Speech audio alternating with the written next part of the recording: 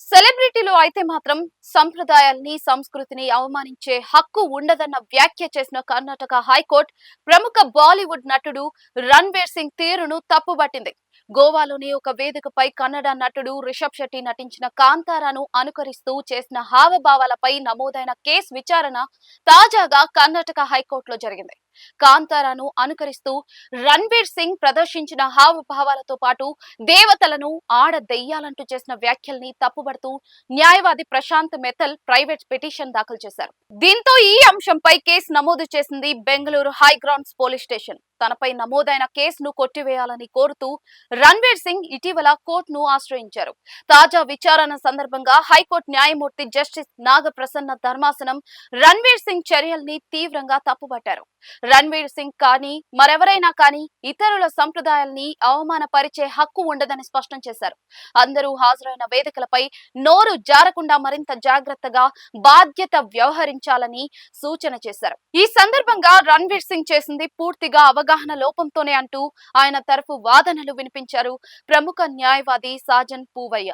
ఇతరులను బాధించాలన్న ఉద్దేశం రణ్వీర్ కు లేదని పేర్కొన్నారు.